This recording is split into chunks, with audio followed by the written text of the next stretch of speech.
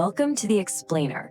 Today, we're taking some really complex, high-stakes financial information and turning it into a clear, structured visual journey for you. We are going to deeply analyze the complex cause and effect mechanisms of international withholding taxes. We're drawing our insights from a comprehensive, anonymous expert report, and let me tell you, we are looking way past the surface-level administrative chores here. We're going to decode the underlying financial architecture that actually governs cross-border payments. We'll identify the hidden liabilities, the structural traps, and the precise legal instruments you need to safely navigate this whole system. Here's our quick agenda for today. First, the Withholding Tax Mechanism. Second, the W-8BEN for Individual Beneficiaries. Third, the W-8BNE for corporate entities. Fourth, Chapter 3 and 4 intersections. Fifth, leveraging tax treaties. And finally, number 6, compliance and risk avoidance. Let's get right into it. Starting off with Section 1, the Withholding Tax Mechanism and the hidden stakes of cross-border payments. So, we really need to ask a fundamental question right out of the gate. Why does the system default to capturing revenue before it even crosses borders? Well, think about it analytically for a second. Once capital leaves a domestic jurisdiction, the local tax authority completely loses its immediate legal leverage to collect taxes. Poof, it's gone. To counter this, the regulatory framework is intentionally designed with a presumption of liability. Basically, the state protects its own interests by mandating that a chunk of the funds be captured at the exact moment of the transaction. It acts as a structural fail-safe. And consider this number, 30%. Failing to establish valid foreign entity status triggers an automatic, unyielding 30% tax penalty. Billions of dollars, literally billions, are trapped globally each year just because of this single oversight. This number isn't just some arbitrary fee either. It's a highly punitive default setting designed specifically to force compliance. If the exact, specific documentation isn't perfectly aligned, the system doesn't pause to ask questions. It just automatically slices away nearly a third of the gross payment. So here is the absolutely crucial point to take away. The payer, not just the payee, bears the massive legal and financial risk of non-compliance here. The state has essentially deputized the domestic business.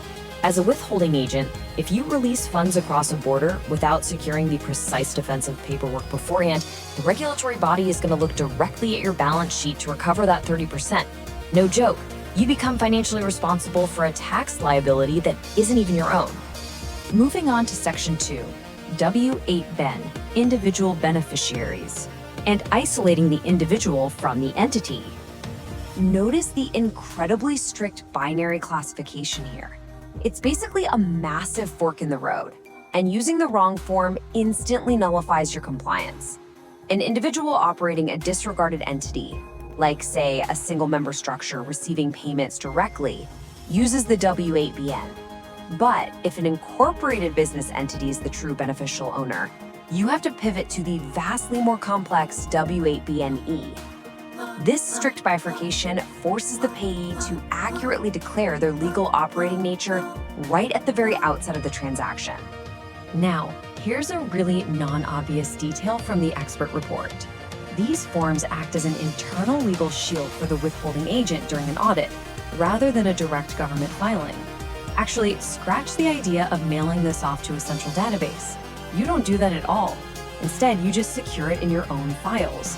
It serves as your primary defense. If regulators ever knock on your door demanding to know why you didn't withhold 30% on a massive international transfer, producing a valid, unexpired form is the only acceptable proof that your exemption was legally justified.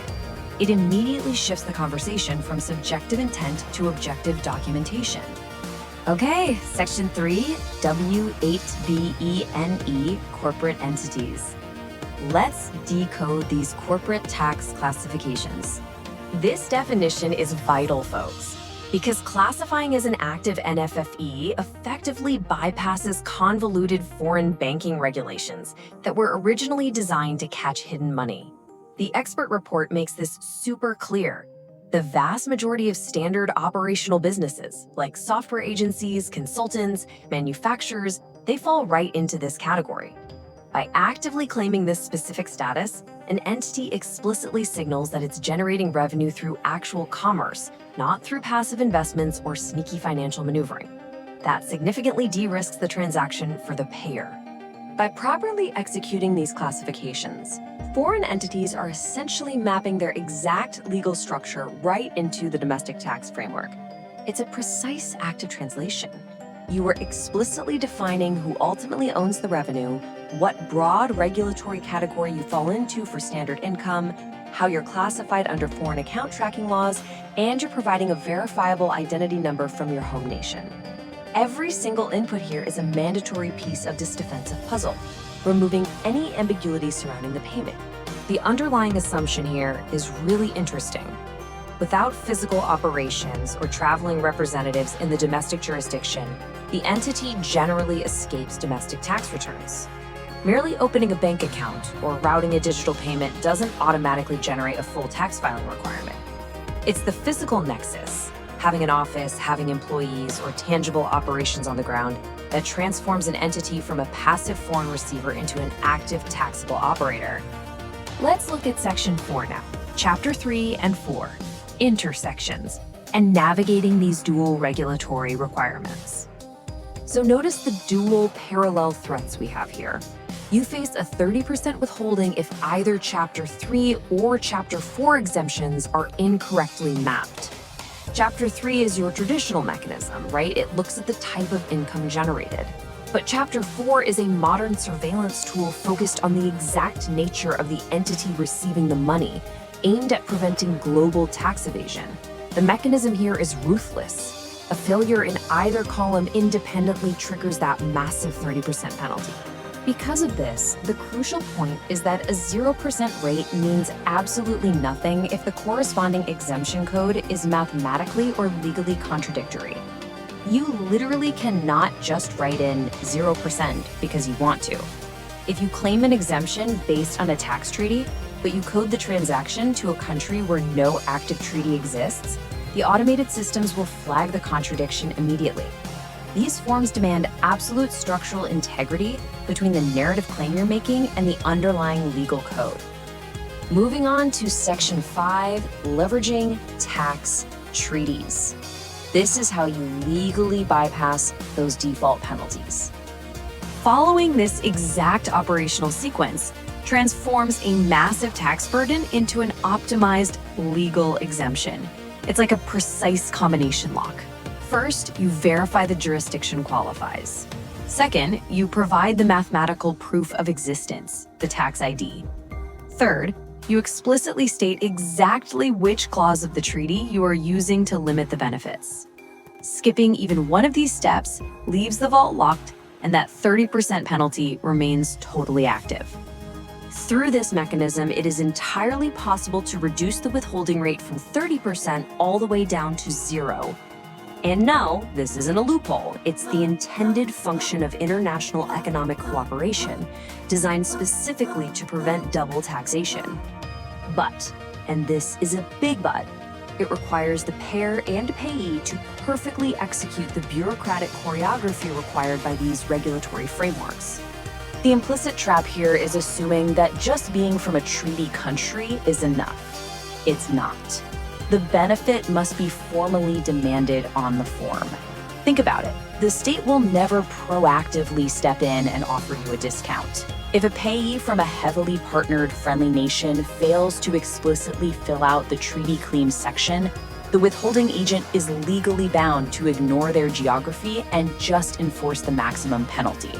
Active invocation is literally the only way forward. Okay, final section. Section 6, compliance and risk avoidance, shielding the withholding agent and the payee. Now, these aren't just administrative chores to hand off to an intern. They are serious defensive maneuvers to prevent the catastrophic failure of an audit. The landscape is super dynamic. Treaty rates change, individuals incorporate, exemption codes update. A robust system doesn't just collect a form once and forget about it in a drawer. It involves active, continuous auditing to ensure that the documentation perfectly reflects the current economic reality of every single cross-border transaction. This principle right here establishes that willful ignorance is not a defense. The structural burden of proof always falls on the payer.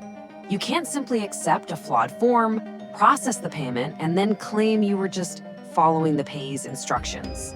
The legal standard, should have known, means that basic analytical competence is legally required of you.